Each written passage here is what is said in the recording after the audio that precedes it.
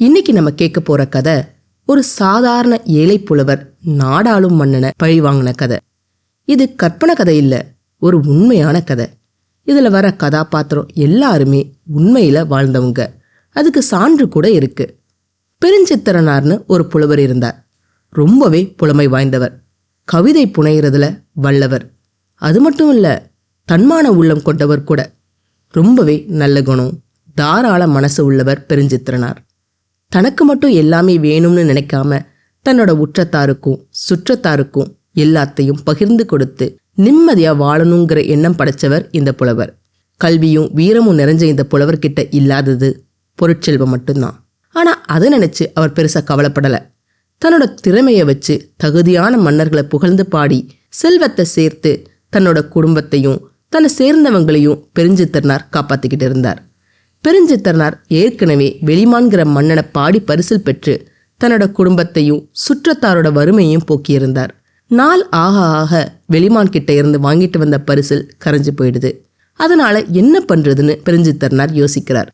புலவருக்கு தொழிலை பாட்டு பாடுறதானே, ஆனா காசுக்காக பாட்டு எழுதுற சிறுமதி படைச்சவர் கிடையாது நம்ம பெருஞ்சித்திரனார். வறுமை அவரோட வயிற்ற காய போட்டுச்சே தவிர உறுதியான உள்ளத்தை இல்லை. அப்படி அவர் யோசிக்கும் போது அவருக்கு முதல்ல ஞாபகம் வர பெயர் அதியமான் நெடுமான் அஞ்சிங்கிற மன்னன் தான். தலைநீர் காட்டோட மன்னன் அஞ்சி. அஞ்சி கொடையில மட்டும் இல்ல, வீரத்திலையும் சிறந்தவன். வந்தவங்களுக்கு இல்லைன்னு சொல்லாம கொடுக்கிற ஈகை குணம் நிறைஞ்சவன் அஞ்சி. அதனால அவனை பார்த்து பாடல் பாடி பரிசில் பெறலாம்னு அவனோட அரண்மனைக்கு ரொம்ப ஆவலா போறார் புலவர். பல மலைகள் தாண்டி பெருஞ்சித்திரனார் நெடுமான் அஞ்சியோட அரண்மனைக்கு போறார். அங்க இருந்த காவலாளர்கள் கிட்ட மன்னனை பார்த்து பரிசில் பெற தான் வந்திருக்கேன்னு செய்தி சொல்லி அனுப்புறார் புலவர். தன்னை பார்க்க புலவர்கள் வர்றது நெடுமான் அஞ்சியோட அரண்மனையில எப்பவும் நடக்கிற ஒரு சாதாரண விஷயம். வந்தவங்களுக்கு அவங்க வேண்ட பொருளை கொடுக்கிற தாராள மனசு படைச்சவன் அஞ்சி.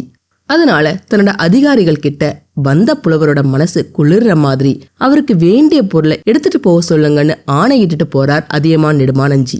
இந்த விவரத்தை அந்த அதிகாரிகள் ரொம்ப மரியாதையோட புலவர்கிட்ட சொல்றாங்க. இதை கேட்டதும் பெருஞ்சித்திரனார் ரொம்ப சந்தோஷப்பட்டுட்டு அஞ்சி கொடுத்த பணத்தை வாங்கிட்டு போயிருப்பார் நினைக்கிறீங்களா? கண்டிப்பா இல்ல. புலவர்கிட்ட காசுதான் இல்லையே தவிர சுய கௌரவம் நிறையவே இருந்தது. பெருஞ்செல்வமான தமிழ் புலமையே இருக்கும் போது அவருக்கு அவரோட தன்மான உணர்வுக்கு கேட்கவா வேணும்? இறக்கப்பட்டு எனக்கு பொருள் கொடுக்கிற உங்களோட மன்னனுக்கு என்னை பத்தி என்ன தெரியும்? நான் மன்னனை பார்க்கறதுக்காக பல குன்றுகள் மலைகள் தாண்டி வந்திருக்கேன். இப்படி பெரும் முயற்சி பண்ணி வந்து என்னை பார்க்காம என்னோட புலமையை கேட்காம எனக்கு கொடுக்கிற பரிசில வாங்குறதுக்கு நான் என்ன பரிசில் வியாபாரமா பண்ண வந்தேன்?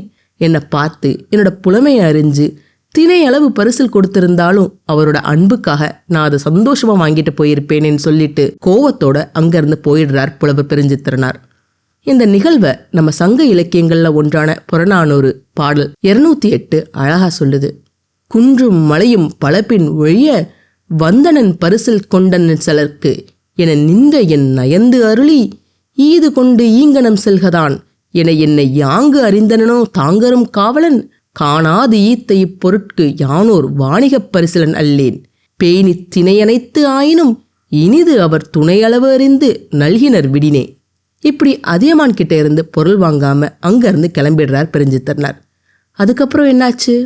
அவரோட வறுமையோட நிலைக்கு என்ன முடிவு? தெரிஞ்சுக்க அடுத்த பகுதியை தவறாம பாருங்க.